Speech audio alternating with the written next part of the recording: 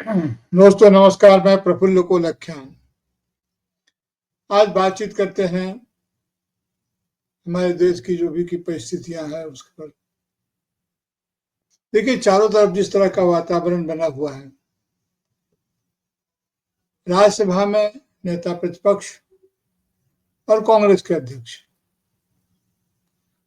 मल्लिकार्जुन खड़गे जी ने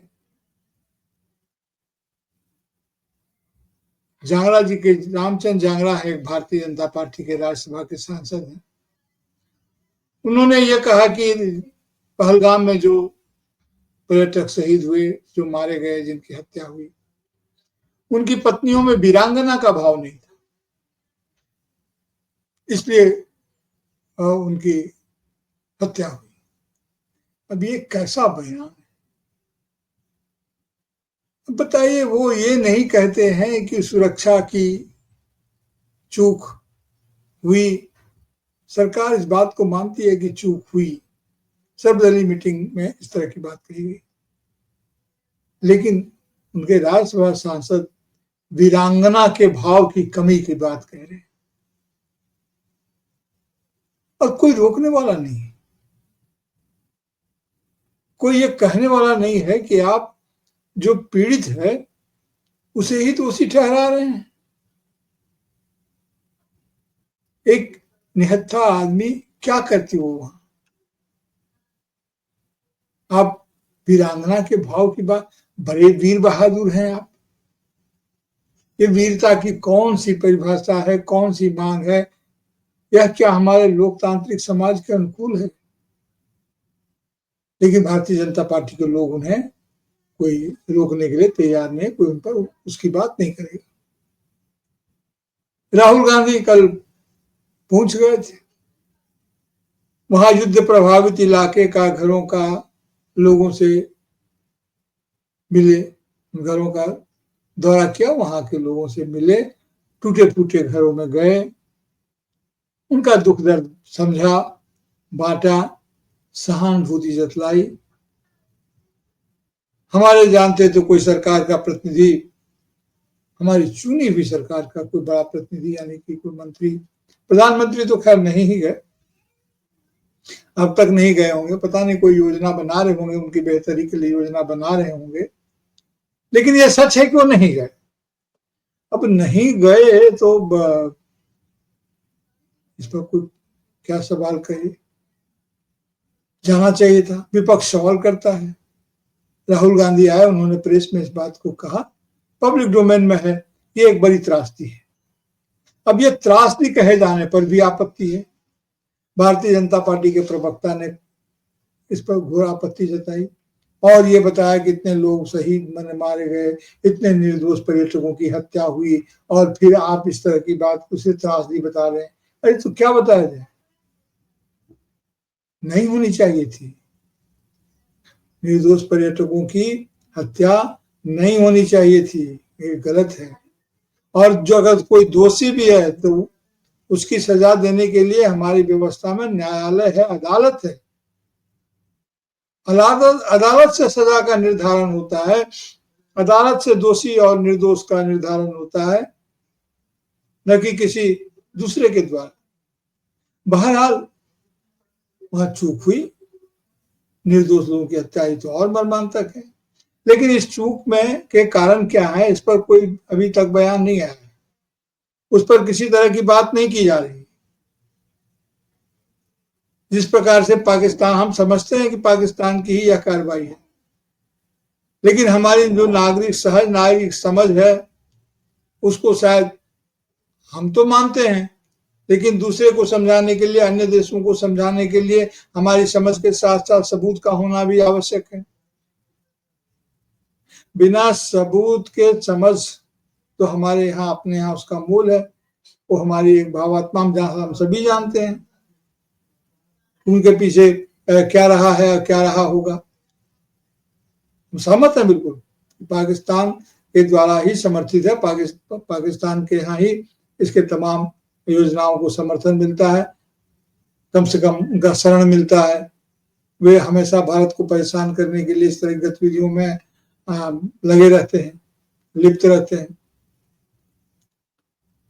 तो अभी हमारे जो विदेश में हमारा प्रतिनिधि मंडल, हमारा विदेशी दौरे पर है, सांसदों का प्रतिनिधि मंडल है, वहां जाकर शशि थरूर ने बहुत ही सावधानी से जिस प्रकार से आइडिया ऑफ इंडिया की बात कही है, इसकी बात राहुल गांधी करते रहे। वे तो सरकार जो जिस विचारधारा पर काम करती है, सरकार का जो दृष्टिकोण है, उस दृष्टिकोण से सर्वथा भिन्न दृष्टिकोण है। तो लेकिन उन्होंने वो बात वो कही, तब भारतीय जनता पार्टी के लोगों को लग रहा है कि शशि थरूर को भेज करके अच्छा, ये उचित नहीं हुआ। हालांकि शशि थरूर के जब जाने की बात थी तो उनको तो इसलिए चुना गया ताकि कांग्रेस को नीचा दिखाया जा सके, राजनीतिक दुश्मनी निकाली जा सके, ऐसा लगता है, क्योंकि वे लगातार भारतीय जनता पार्टी के पक्ष में या उसके सहानुभूतिशील उनके बातें आ रही थी, तो ऐसा लोगों को लगने लगा था।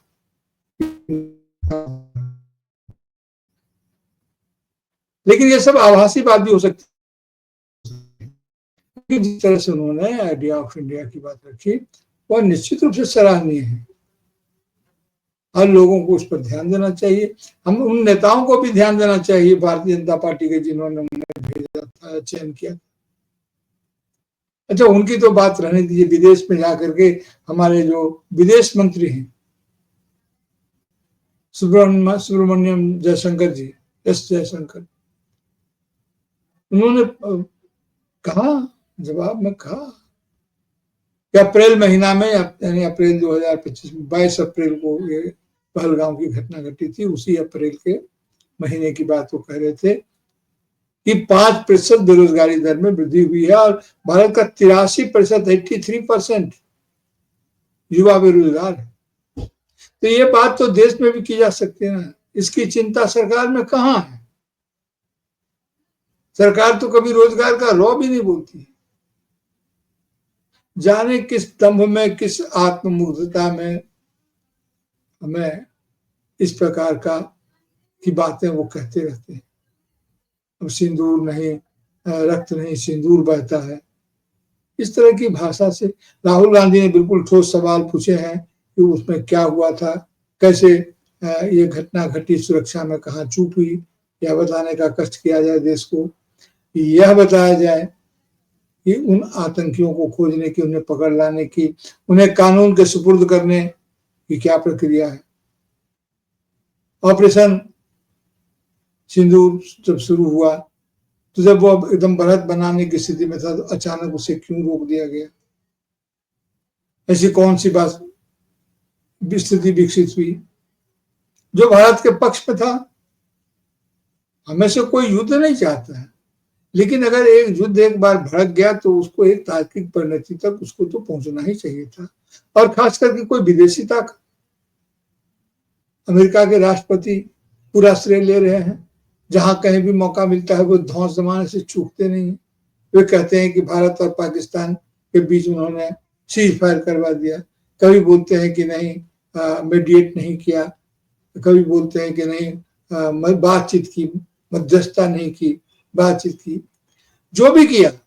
लेकिन जिस ढंग से उन्होंने पेश किया और बार बार जिस ढंग से उसको प्रस्तुत कर रहे हैं दुनिया के सामने, वह हमारे निश्चित रूप से हमारी संप्रभुता पर एक तरह का आघात है।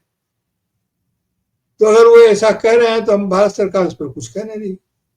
तो नेता प्रतिपक्ष ने सवाल उठाया है कि क्या उनको मध्यस्थता करने के लिए किसने अधिकृत किया? ये कहा जाए, ये बताया जाए।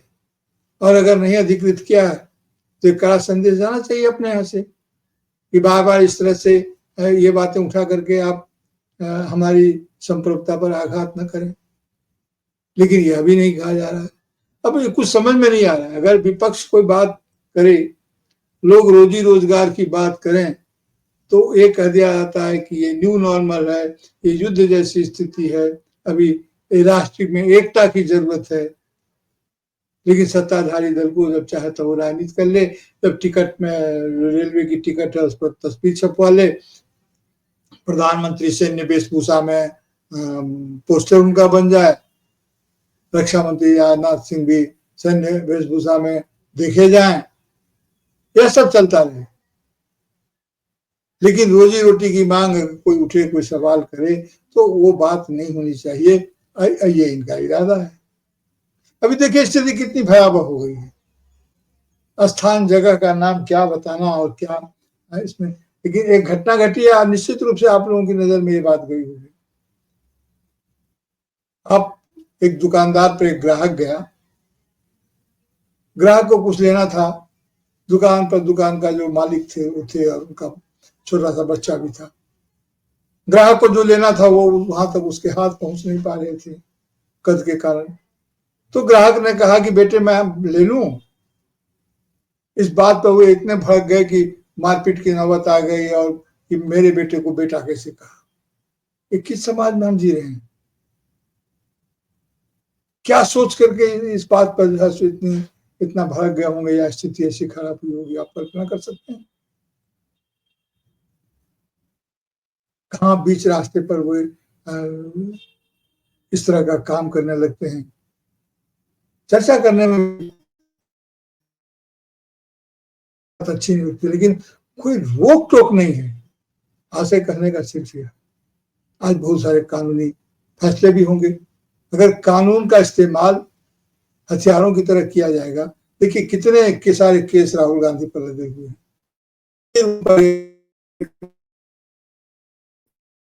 वारंट समन जारी हुआ है चाईबासा में उपस्थित होने के लिए कि उन्होंने राजनीतिक भाषण में एक बार ये कहा था कि कोई हत्यारा भारतीय जनता पार्टी का अध्यक्ष हो सकता है, लेकिन कांग्रेस में संभव नहीं। तब उसको लेकर के मानहानि का मामला दर्ज किया गया है और ये 2018 से ये केस चल रहा है। शायद अप्रैल 2018 में ये केस चाईबासा में दर्ज हुआ और चल रहा है। अब भारतीय जनता पार्टी की शाह पर ही ये बातें हो रही है। जो साधारण लोग भी होते हैं और जो अलग अलग पेशे में होते हैं, उनको लगता है कि नहीं इस ढंग से वो सुर्खियों में आ जाएंगे। मुझे नाम उनका याद है, लेकिन मैं नाम उनका क्या बताऊं। महत्वपूर्ण यह नहीं है कि एफआईआर किसने किया, महत्वपूर्ण यह है कि भारतीय जनता पार्टी उसमें दिलचस्पी है, उसकी सहमति है जो साफ दिखती है। और नागरिकों की अदालत में, मतदाताओं की अदालत में सबूत नहीं चलते हैं। परसेप्शन से काम होता है, मत से काम होता है।